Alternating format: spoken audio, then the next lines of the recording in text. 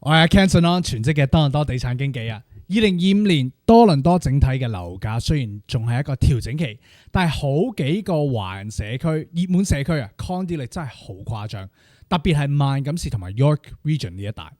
嗱，好多家區粉絲咧都私信我，2026年一家人想揾一個穩陣啲嘅社區，應該點揀呢？所以今集我就用2025年幫客人睇屋買賣嘅真實經驗，加埋最新嘅市場數據，整合咗2026年華人家庭嘅 Top 5排行榜。今次嘅排列咧唔係靠感覺，係一個好清晰嘅評分，分別就係校網30%。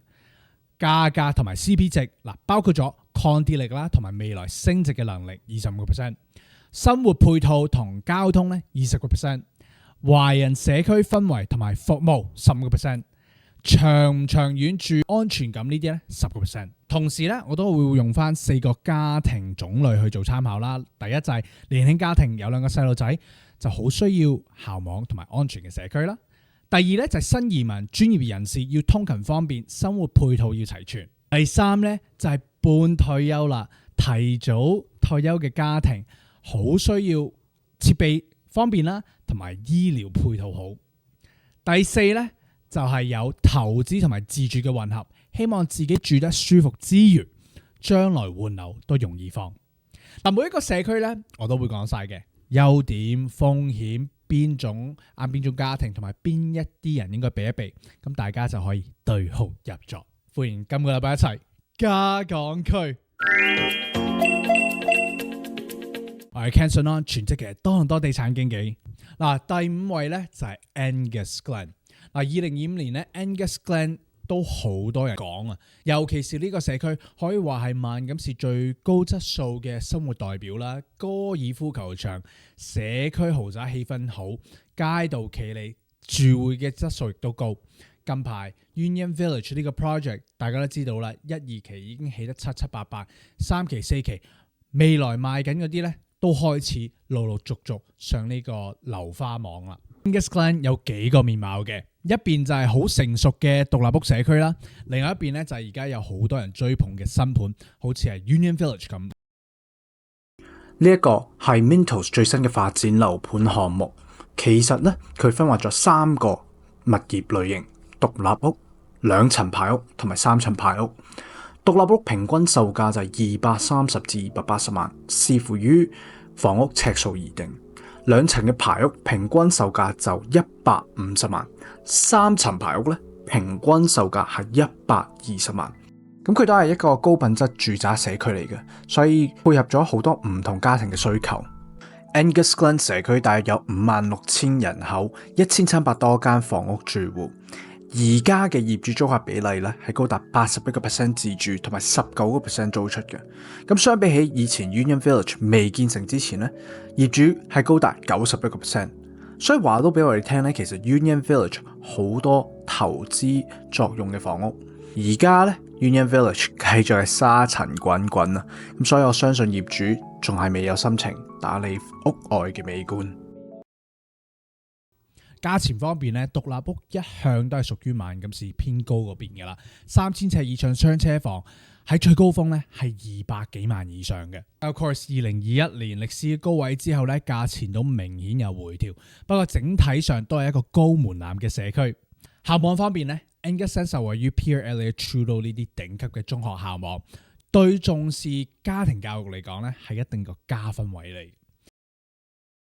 家長尤其是咧睇重學校嘅排名同埋升學嘅表現，就係 Angus Glen 呢個不負眾望嘅 Pierre Elliott Trudeau High School， 或者去到 Unionville 中學，因為咧佢喺 Fraser Institution 菲沙學院排名都係前12位嘅。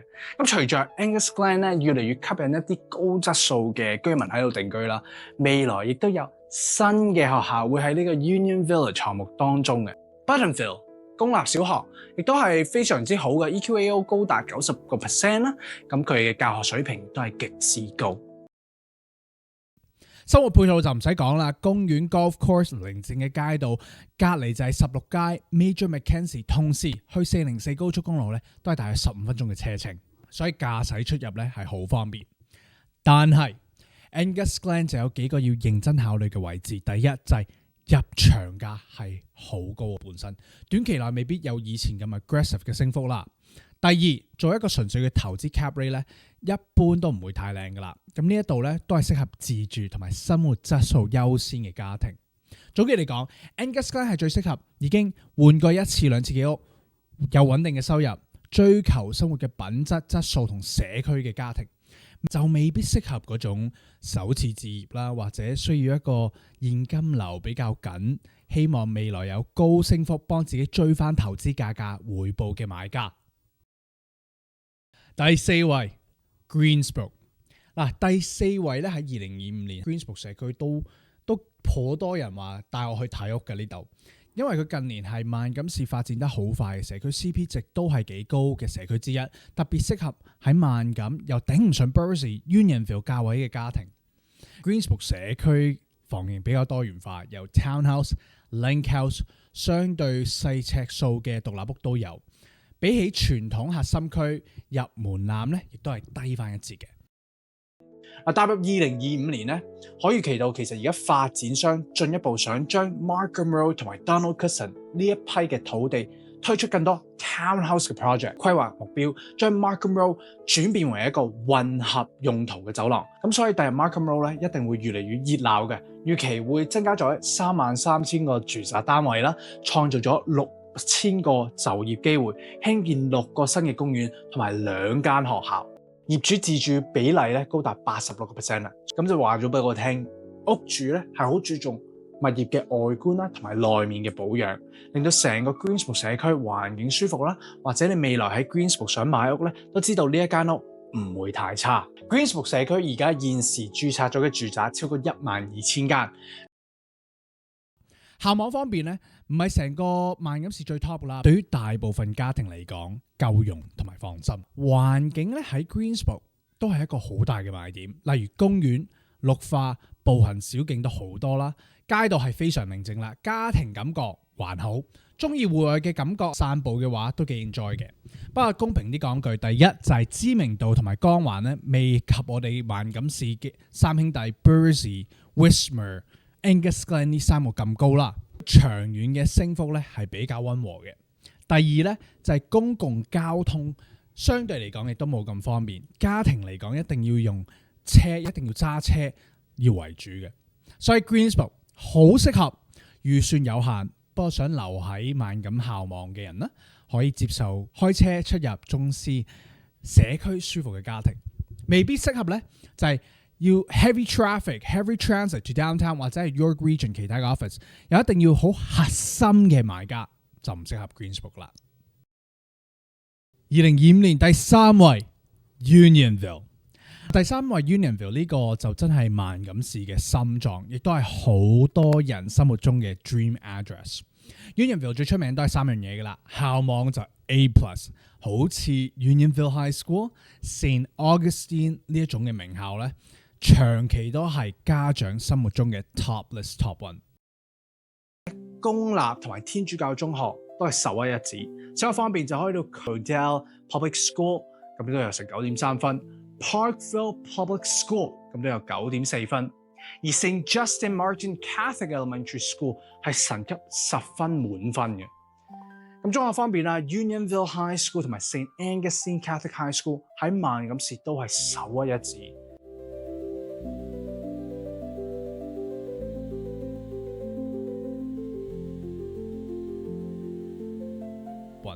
生活配套由 Markville Mall、大型超市、餐廳、咖啡室、診所，樣樣都佳齊，樣樣都佳精。咁講到社區嘅氣質，唔使講啦 ，Main Street、Too Good Pond Park， 週末行街散步，完全係唔似一個好忙嘅城市啊。Main Street Unionville is actually a historical street in Markham, known for its preserved European-style architectures and vibrant atmosphere. Established in 1794, it serves as like a tourist spot destination with unique shops, a diverse restaurants, pubs, parks, and annual festivals, offering visitors just a place to have a blend of history and modern amenities inside the city. Besides, there's Too Good Pond Park, and it's the next best thing in Unionville. It's a perfect mixture of residential, core city location, and natural park. Comes with 33 acres of natural path just to take a deep breath after driving that hectic Highway 7。朗豪坊、新旺角廣場都係主要愛嚟食好嘢啦，或者就係買日常用品。我自己咧就好中意呢度嘅 Nam 2越南粉，真心推介。嘉頓茶餐廳咧，我亦都覺得係老字號，食出有情味。咁價錢方面咧，2022年高位之後，一啲3000尺以上嘅雙車房獨立屋都有幾十萬嘅調整嘅。對於想住 Unionville 長住嘅家庭咧，係一個幾實在嘅入場窗口、入場關口。而家數據亦都顯示咧 ，Unionville 最近一段嘅時間 medium list price 都係由200幾萬嘅水平回落到去130，去到170。之間嘅，視乎翻屋型啦同埋路段，買家可以揀係比以前多咗。當然 Unionville 都有佢自己嘅挑戰位啦，大部分間屋都係好舊，預算你一定要預埋嗰個裝修啦、renovation 嘅成本啦。歷史區我哋叫做 heritage area， 亦都有好多保育嘅規定，所以如果你想改動嘅話，你要多做好多功課。投資角度嚟講咧，短視嘅炒作已經係好難嘅啦。呢一啲係一啲長期核心自住區嚟嘅，所以總結翻 Unionville 咧，最適合就係想揾一啲可能最後一次換屋嘅 forever home 啦，接受舊屋慢慢改，亦都好多 knowledge 去改 renovation 嘅人啦，好注視社區嘅氣質同埋生活配套嘅家庭。唔適合咧就係輕輕鬆鬆買新屋，怕裝修，想要啲快升值嘅人咧就唔啱你啦。第二位嗱，2025年咧好多次我都喺呢一度睇屋，就係 Cornell 社區。嗱，由以前大家都覺得有少少偏，到而家好多華人家庭都搬入去噶啦，因為 Cornell 係一個好典型嘅新規劃社區成功例子。Cornell 係萬錦市最東北邊嘅新城啦，特別係街道規劃好工整，樓齡較新 townhouse semi 同埋一啲新建成嘅獨立屋都好多嘅，設計同 energy efficiency 咧明顯比舊區係更勝一倍嘅。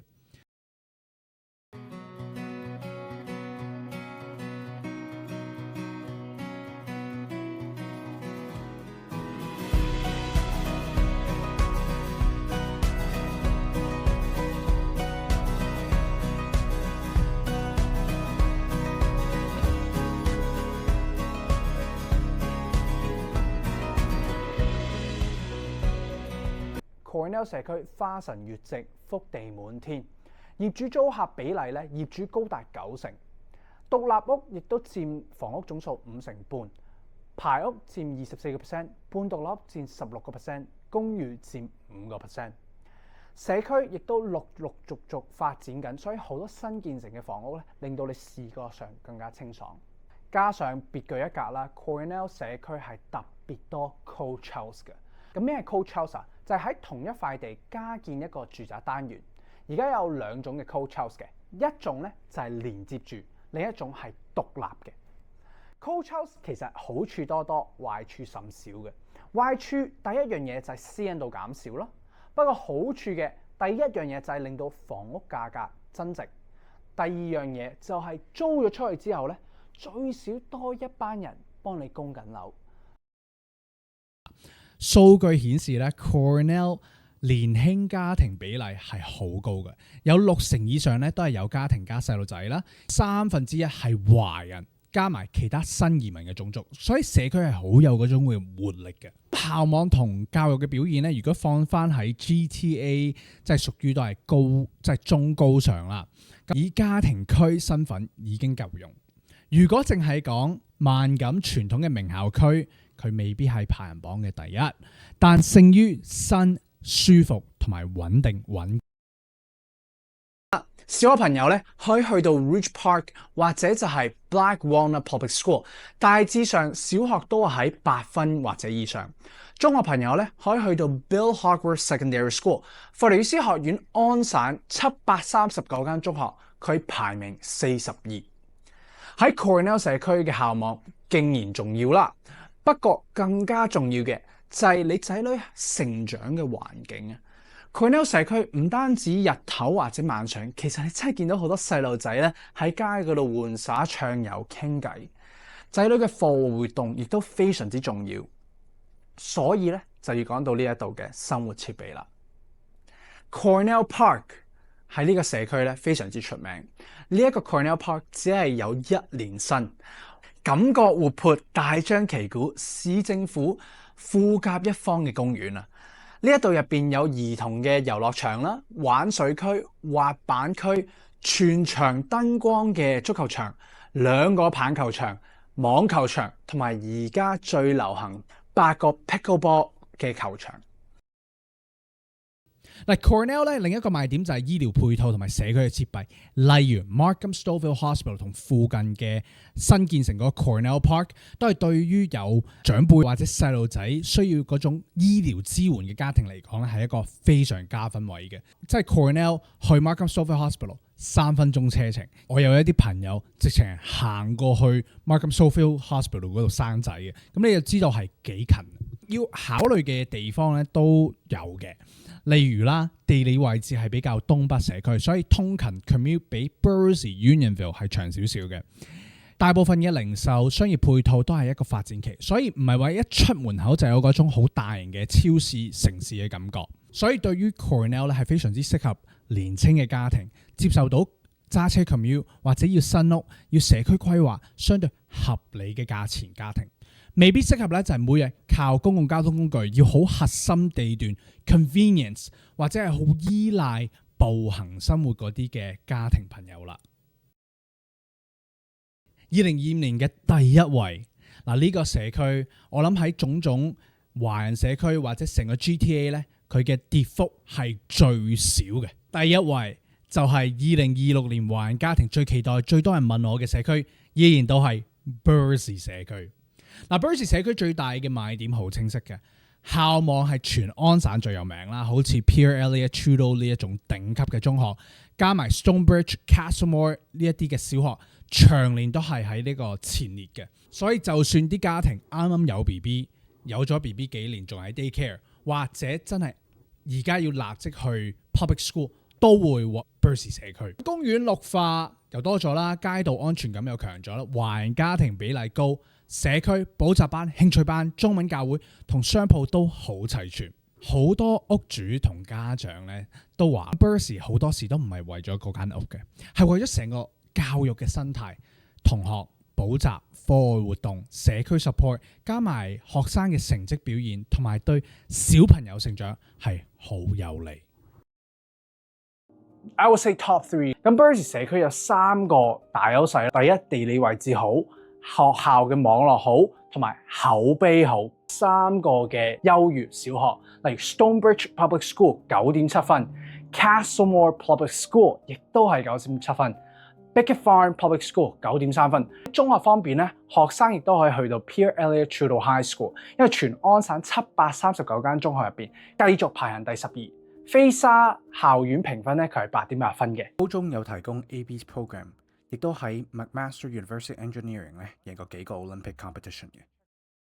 價錢方面咧 Bursey 社區喺萬錦市都係屬於一個偏高嘅價格㗎啦。但就算過喺呢2年大市嘅調整，呢個跌幅相當受控，證明核心自住嗰種需求係頂得住。好開心，我哋喺 Bursey 社區都有5位買家進駐咗。嗱，對買家家庭嚟講，風險一定要清楚知道，因為第一，入場價格都係高嘅，短期再倍升咧係唔實現嘅，要長期嗰種眼光去睇。第二就係好盤一出咧，通常競爭大，要有心理準備，唔係話睇1-2間咧就會遇到一個完美嘅選擇，或者可以同佢傾 offer、negotiate offer。